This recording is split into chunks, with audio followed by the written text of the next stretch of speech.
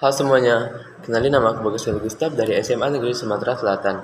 Jadi dalam kesempatan ini aku bakal mereview mengenai buku Berani Tidak Disukai. Jadi, Berani Tidak Disukai ini adalah buku yang sangat menarik dan inspiratif bagi saya sendiri karena buku ini ditulis oleh Ichiro Kishimi dan Fumite Koga dan membahas tentang bagaimana seseorang bisa hidup menjadi ataupun bahagia sebagai dirinya sendiri. Buku ini terbentuk dialog antara seorang pemuda yang merasa tidak bahagia dan seorang filsuf yang memberi pencerahan. Buku ini mengajarkan banyak hal penting, seperti bagaimana melepaskan diri dari pengaruh masa lalu, bagaimana mencari kebahagiaan dari dalam diri sendiri, dan bagaimana berani menghadapi ketidaksukaan orang lain. Buku ini sangat populer dan sudah diterjemahkan ke banyak bahasa di seluruh dunia, termasuk bahasa Indonesia.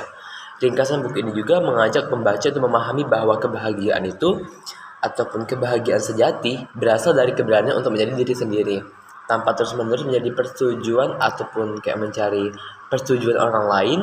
Dan juga dalam dialognya filsuf menjelaskan bahwa masa lalu tidak menentukan masa depan kita.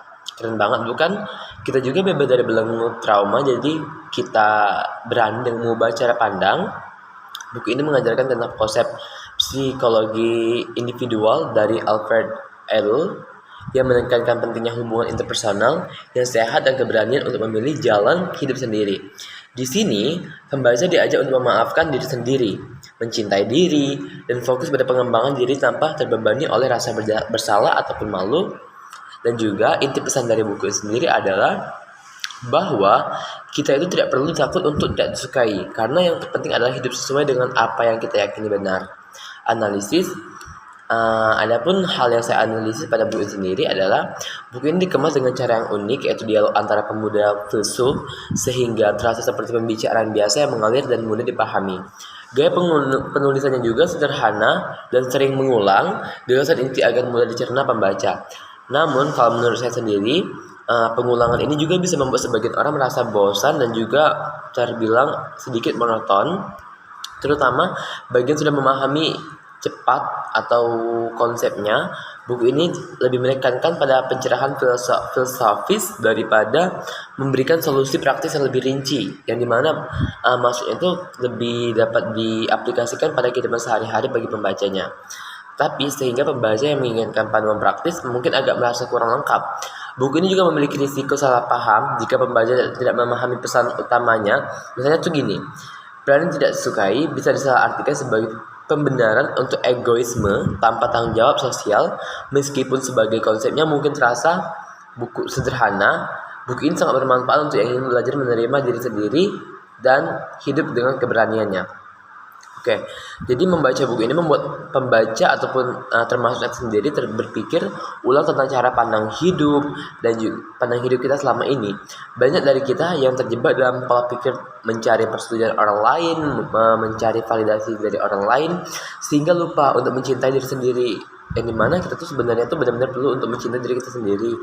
Buku ini mengingatkan bahwa kebahagiaan bisa dimulai dari dalam diri sendiri dan dengan berani menerima diri apa adanya.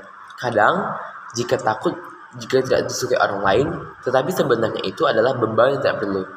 Oke, jadi mungkin refleksi di bagian ini bisa menjadi titik balik untuk memulai perubahan dalam hidup. Buku ini mengajak pembaca untuk introspeksi dan membangun keberanian untuk hidup otentik, yang sangat penting di tengah tekanan sosial saat ini.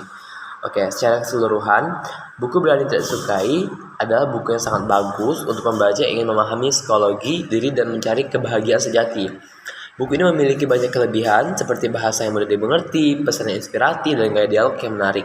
Namun buku ini juga memiliki kekurangan seperti kurangnya referensi ilmiah yang kuat dan beberapa konsep yang mungkin sulit dimengerti bagi pembaca awam. Buku ini kurang memberikan solusi spesifik untuk masalah praktis sehari-hari, sehingga pembaca mencari tips langsung mungkin perlu mencari sumber lain. Meski begitu, buku ini tetap layak dibaca karena menawarkan pencerahan filosofis yang dalam dan menginspirasi. Jadi buku ini juga adalah bacaan yang pas bagi siapa saja yang merasa terjebak oleh opini orang lain dan ingin hidup lebih bebas dan bahagia. Buku ini juga mengajarkan bahwa kebahagiaan sejati datang dari keberanian untuk menjadi diri sendiri dan melupakan penilaian orang lain terhadap diri kita sendiri. Dengan gaya sederhana yang dialogis, buku ini mengajak pembaca untuk memaafkan diri sendiri dan mulai hidup dengan percaya diri. Meskipun tidak memberikan panduan praktis yang lengkap, tetapi buku ini sangat berguna bagi sebagai sumber inspirasi dan refleksi diri. Jadi bagi ingin memulai perubahan hidup dari dalam, buku ini sangat direkomendasikan untuk dibacanya. Mungkin itu saja yang dapat saya sampaikan. Have a nice day everyone.